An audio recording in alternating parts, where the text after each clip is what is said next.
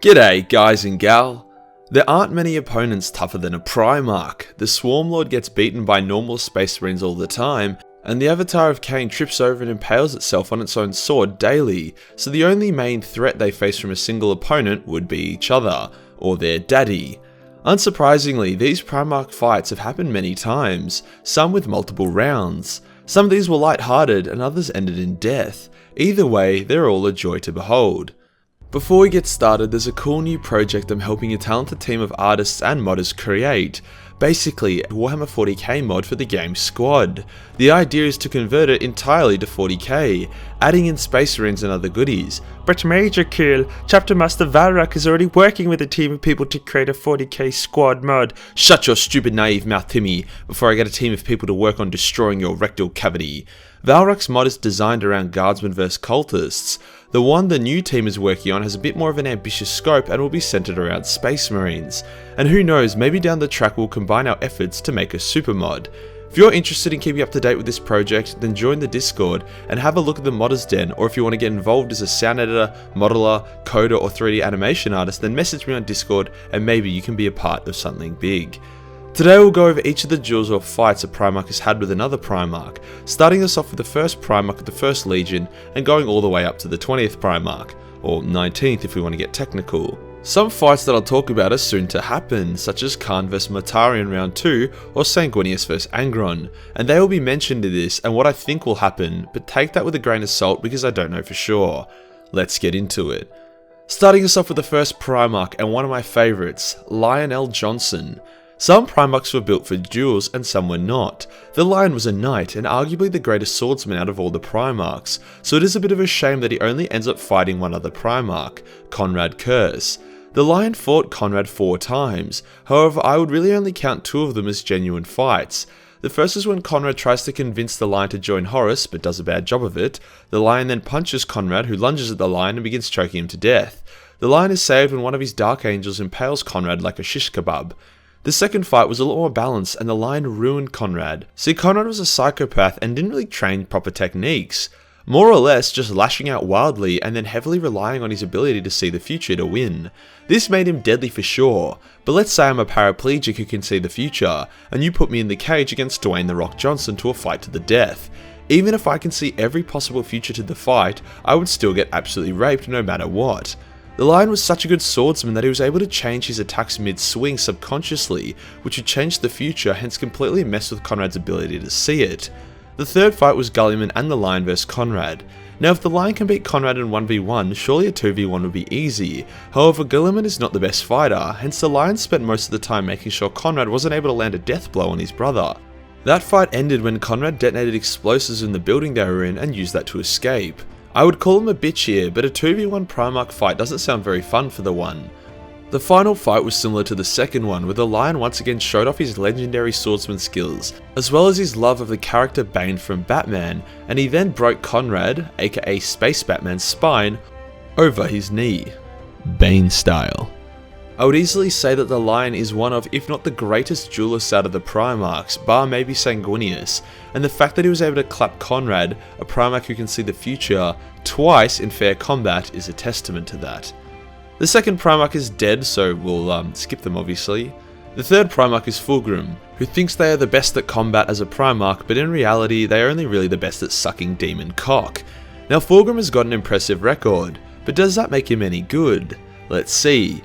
His first Primarch fight was a random brawl with Ferris which he won, but can't really be claimed as the explosion of Fulgrim's sword knocked Ferris out. The second fight is a bit more claimable but iffy. Ferris and Fulgrim fought each other to the death on Istvan. It was a pretty intense battle and was more or less evenly matched. Fulgrim smashed Ferris's face as Ferris cut open Fulgrim's stomach. Ferris then charged in for the kill, but then Fulgrim's demonic layer blade sprung into action, gave Fulgrim extra strength and allowed him to overpower Ferris, who was considered one of the strongest Primarchs, before cutting his head off. So yes, Fulgrim did win that fight, but it wasn't exactly fair. Fulgrim was never the strongest Primarch, not even close, so for him to gain Slaanesh hacks and overpower Ferris is a bit rough. Fulgrim would then go on to fight Perturabo in his attempt to ascend to demonhood, and he allowed Purdy to kill him in that fight, as that was a part of the process. Not sure how Fulgrim knew that would happen though. I doubt there's a book out there titled How to Ascend to Become a Slaaneshi Demon Prince, Bit of a gamble if you ask me. In demon form, Fulgrim was even more of a cocky cunt, however Lorgar is a massive nerd when it comes to demons, hence he was able to bind Fulgrim using his true name. Not a conventional duel, but still a reasonable ass kicking. The greatest of Fulgrim's fights, which just shows how empty he really is the fight he has with Dawn in a more recent novel. Fulgrim chooses to hold his non-demon form as the two fight, and despite all of his boasting and power, Dawn rattles Fulgrim and kicks his shit in, as old mate Dawn is a master swordsman. Fulgrim ends up retreating and sending in a small army of Emperor's children at Dawn, which Dawn easily slaughters. Fulgrim's final fight that we know of is against Giliman. Now Giliman is good at maths, but he's not very good at fighting a giant serpentine snake cunt with 4 arms. Hence the big G cops a poisonous sword to the neck, and maybe a finger in his bum. I don't know, I haven't fought Fulgrim before, but with 4 arms it seems like something he would do. From the 4th Legion we have Perty. As we have established, he had the random fight with Fulgrim that they kind of both won. However, his big one was against Angron, who was a very cranky at this point. Makes sense, you know, he got turned into a demon prince of Khorne, and no longer had much interest in following Horus's orders, hence Perty was sent to reel him in. Now Angron was a big scary demon, but he was also a dumb cunt, and Perty had laid out a very thought out plan on the best way to kick his ass, and the best way turned out to be to deny the ass kicking. Perty and his Iron Warriors landed on Angron's planet and they engaged Angron and his World Eaters. Angron was fed by slaughter and passionate violence, so the Iron Warriors instead suppressed the World Eaters, sniped them, split them up and denied them their glorious melee combat. Perty then long-range bombarded Angron before allowing Angron to attack him. Perty played defensively long enough for Angron's power to deplete. Angron was like a raging fire and melee combat and slaughter was his wood. Perty and his Iron Warriors denied Angron his wood. That sounds kinda sexual, but you know what I mean. Hence under a barrage of gunfire, Angron burnt himself out. In saying that though, Angron was a beast and beat the shit out of Perty before he burnt himself out. However, Perty knew that he could tank and what he couldn't. Fighting Angron was more like solving a complicated maths equation to him than anything else. Perty would also go on to fight Mortarion much later when in the Eye of Terror. Initially Perty gained the upper hand, however after 7 hours of dueling, Morty's plagues and contagions began to take their toll on the Iron Warriors, hence Perty was forced to retreat. Next up in the 5th Legion we have the Khan. Now it's hinted that the Khan will fight both Mortarion and Fulgrim in the final Siege of Terror books and survive both fights, as he once delivered one of the sickest burns in all of Warhammer to Fulgrim, and he already fought Mortarion to a draw and they need that slick round too. His fight with Mortarion was when Morty came to the Khan and told him to join Horus. The Khan refused and the two fought. The Khan landed more hits on Morty, but Morty was way tankier than the Khan. On top of that, Morty had started to embrace his psychic powers and chaos, hence he had some small buffs as well as an aura which tired the Khan out. Eventually Morty retreated when he realised that the White Scars would not turn to Horus and left the result of the fight undecided. I really hope the Khan kicks the living shit out of Fulgrim though. Next up we have Leman Russ of the 6th Legion who, despite being called the Emperor's Executioner and the supposed go-to Primarch when you want to kill another Primarch, he has a pretty shit track record of getting the job done. In fairness, his first fight against the Primarch was more in good fun. When the Lion stole one of Leman's kills, the two brothers had a fist fight that lasted days. Eventually Leman realised how stupid the fight had been and started laughing. The Lion, being super autistic, thought he was laughing at him, so he knocked Leman out cold with a fat hook. After that friendly little scuffle, Russ would be sent to bring Angron to heal, due to Angron and his World Eater's habits of being overly violent and destructive on the Great Crusade. Sending the Space Wolves to peacefully bring the World Eaters back to Terra is like sending a child over to Jeffrey Epstein to tell him not to kill himself. It's just gonna backfire spectacularly. Hence, the Wolves and the World Eaters engage in the first known occasion of Space Marine vs Space Marine battles to the death. Angron and Russ fought, and the winner of their fight is a matter of perception. Angron knocks Leman to the ground, however had been baited into a Space Wolf kill line. With a single order, Angron would have been filled to the brim with bolter shots. Leman wanted to teach Angron a lesson, but instead Angron was too insane to see it, and was happy to let Leman kill him. Leman chose not to kill his brother and instead ordered a retreat. It was also insinuated that Leman was holding him back against Angron, so while Angron technically won the straight up duel, if Leman wanted him dead, he would be dead.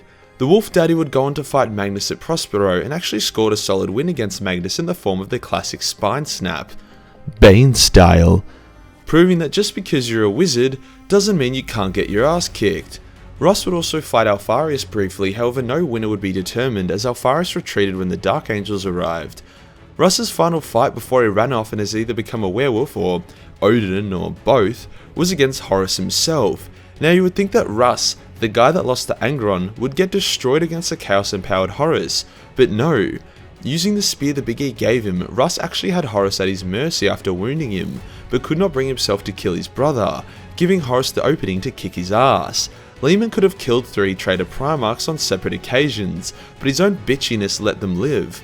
Like imagine if he took out Horus and Angron and didn't attack Magnus. You would have Loyalist Magnus, a dead War Master and a dead Berserker. GG, easy. It's also insinuated that Giliman was the one who killed the missing Primarchs, however it's not been confirmed so we can't really give it to him. Legion 7 gives us Rogal Dawn. Now you wouldn't expect Rogal to be that great of a duelist, it just doesn't really seem to fit his vibe, but you would be sorely mistaken. Rogal Dawn is an absolute beast in melee combat and has racked up an impressive record. His first fight, which was more of an ambush than a fight, was against Conrad Curse. Curse had a seizure and attacked Rogal unaware when Rogal was telling him off. The result was a nearly dead Rogal, however I wouldn't look into this one too much. Counting that as a win for Curse would be like saying I could beat Conor McGregor in a fight if I was allowed to start it off by hitting him in the back of the head with a baseball bat. After that, Rogal would go on to not only fight, but kill Alfarius in a 1v1. This fight really showed off Rogal's style, no gloating or monologuing, just a straight up kill. Rogal allowed Alfarius to stab him with his spear, he then locked the spear in his body and proceeded to violently kill Alfarius in a Mortal Kombat style finishing move. It was pretty glorious. Rogal grabbed his spear, cut off his hands, cut open his chest with a chainsword, impaled him with his own spear, then minced his brain with the aforementioned chainsword. In a recently released Horus Heresy novel, Rogal fought Fulgrim as I detailed above, and once again showed his highly disciplined style and how it counters more flamboyant fighters such as Fulgrim and Alfarius. Legion 8 gives us the madman himself, Conrad Curse. Conrad has had a lot of Primarch fights, starting off with Vulcan. When Vulcan was nuked and killed on Istavan, it was revealed he couldn't actually die due to him being a perpetual.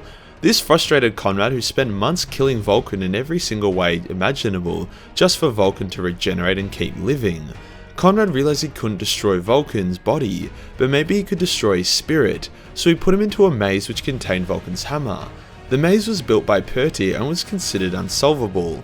Well, Vulcan is actually one of the smartest Primarchs and can build cooler shit than Perty, hence he solved it and found his hammer, delivering the famous "It's also a hammer" line to Conrad when Conrad mocks Vulcan about the teleportation device implanted in his hammer being useless there. Vulcan then beats Conrad to a pulp with said hammer and leaves him alive out of pity. Conrad really survives using his pity card quite a few times. After that, as we discussed, he had numerous fights with the Lion, which while they both scored their own wins, it's obvious that a fair fight gives it to the Lion. Curse would encounter Vulcan once again later down the track, however by this point Vulcan was insane, hence Curse beat him easily. After that, Curse would face Sanguinius and have a very interesting fight. Curse was equipped with his weapons and armor, and all Sang he had was his ceremonial sword and his robes. Both fighters saw multiple futures where either one of them could die, so after a brief fight, they went their separate ways. This brings us to the 9th Legion, Sanguinius. As detailed before, he had his fight with Conrad and strongly suggested we'll soon see him fight Angron during the Siege of Terra. I personally can't wait for that fight, and it might suggest why Horus was able to beat Sanguinius, i.e. saying he'd just blown his load banishing Angron. And then obviously we have Sanguinius' ill-fated fight with Horus, where our glorious Hawkboy was struck down by the powers of an evil Bold Man. The traitor Primarchs are lucky Sangi only fought a few of them, otherwise they would have been screwed. The 10th Legion is Ferrus, and he only ever fought Fulgrim. We know how that went. The 11th Primarch is dead, and we know nothing about them. Primarch number 12 gives us Angron. We've already covered his fights against Russ and Perty, but did you know he also fought against Giliman? That's right, just before his ascension to a Demon Prince, Angron interrupted Gilliman's fight with Lorgar to battle the Big G. Angron was not able to finish the fight before he had a hectic aneurysm and became a Demon Prince, at which point Gilliman noped the fuck out of there, however it looked to be going his way. This isn't entirely fair though, as at this point Gilliman was seriously wounded with his fight with Lorgar, and Angron was fresh. In saying that though, you would expect Angron to beat Gilliman any day either way. Bringing us to the 13th Legion, Giliman. Despite being a statesman, a conqueror, and a massive nerd, G-Man has racked up an incredible amount of duels which he probably shouldn't be getting into as his strength was always commanding from the back lines. We know of his fight against Curse with the Lion, as well as his fights against Angron and Fulgrim. However, he also fought Lorgar. Now Lorgar is the bitchiest bitch when it comes to fights. Like, he is the avatar of Cain of Primarch battles, so it's no surprise he wasn't able to beat Giliman. The fight was a draw as Angron interrupted, however both Primarchs landed massive hits, so it really depends what you consider to be the biggest shot. G-Man got hit in the face with Lorgar's mace and it tore his face off, however he landed a huge uppercut to Lorgar's chest which shattered his ribs and sternum. You be the judge. There's also a weird bit of lore which talks about Giliman fighting and killing Alfarius, which doesn't really make sense as it's confirmed that Dawn killed him. The leading theory is that Alfarius has a special Primarch ability which allows him to transfer some of his power to a Space Marine for a temporary amount of time, making them nearly Primarch tier. It seems that Giliman killed one of these empowered Marines and everyone thought it was Alfarius. Giliman has been busy since then as he was brought back to life by his Eldar waifu and mechanical hentai monster buddy, already fighting Magnus and Mortarion. Now Magnus is very powerful and Giliman is kind of not, hence Magnus kicked G-Man's ass. Despite that however, the big G still landed some impressive shots and was able to survive long enough for the Sisters of Silence to arrive, allowing him to banish Magnus back to the warp. His fight against Mortarion was a bit of a draw, however G-Man got trapped. Before Mortarion could do anything about that though, the Emperor manifested for a little bit, sorted it out and Mortarion buggered off. Speaking of the devil, we have Mortarion now as the 14th Primarch. Morty fought the Khan, Perty then G-Man in battles we've already covered. The 15th Legion gives us Magnus, who is the same as Morty, we've already covered their fights against Russ and Gulliman. Primarch 16 is the arch-bold cunt Horus. We've already covered Horus's fight against Russ and Sanguinius, but what about his fight against the Emperor? Horus beat the crap out of the Emperor pretty easily, however we know this is due to the Emperor holding back. As soon as the Emperor realised that Horus was a bitch that needed to be clapped, he instantly one-shot him and wiped him from existence. Epic. Primarch number 17 is everyone's least favourite pedophile, Lorgar. We've already covered this fight with G-Man and a little scuffle with Fulgrim. However, one of my favourite Primarch fights was the one he had against Corvus Corax. Did I like it because it was evenly balanced and hectic? No. Corvus destroyed Lorgar and more or less disemboweled him. Lorgar only survived due to Conrad's intervention. I liked it because it really displayed the might of Corvus, who is currently one of, if not the most powerful Primarchs, due to him ascending into a demon despite not accepting chaos. A loyalist demon Primarch. Lorgar and Corax would go on to have a rematch, and once again, despite Lorgar now being a demon prince, Corax would shit on him and scare him back into his tower, where he has remained for thousands of years. Demon Raven, baby. Number 18 is Vulcan. Vulcan lives! Both of Vulcan's Primarch fights have been with Curse, which have been covered, and to be honest it's a bit of a shame we didn't get to see Vulcan fight Primarchs more.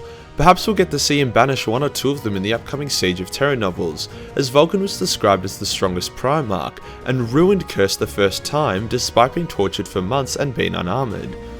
Primarch 19 is Corvus Corax. Both of his fights against Lorgar ended in an easy victory as we discussed, and when he returned in his full Shadow Demon glory, I expect him to add a few more names to that list. Or, he can just keep killing Lorgar, I don't mind, that sounds good to me. And finally, Primarch number 20, Alfarius. As this is the last Primarch, obviously we have covered all of their battles already. It is unknown if his fight with Russ was Alfarius or Amegon, however it doesn't really matter. Alfarius is always the more traitorous of the two Alpha Legion Primarchs, so it makes sense that Amegon would have no interest in fighting the others. Primarch fights are always a joy to read about and contain some of the sickest burns in Warhammer. I for one am a huge fan of G-Man's return, and the fact that it's brought Primarch punch-ons back to the setting. And that does us for today guys, all the known Primarch fights that occurred. If I missed any then let me know in the comments below. I can't wait for the final Horus Heresy books to see the last couple fights that will happen. If you enjoyed the video, liked hits and want to support the channel then Patreon is the place to be. Only $1 gives you access to a boatload of Warhammer hentai and $10 gives you access to the Majorkill hentai calendar. Hit the subscribe button, then hit the real subscribe button for more dualistic content. Remember guys, on the Discord is where the modding stuff for the new squads mod will be placed, so if you want to get involved let me know or just have a look at what's there. Join the Discord for more memes and I'll see you in the next one. Peace.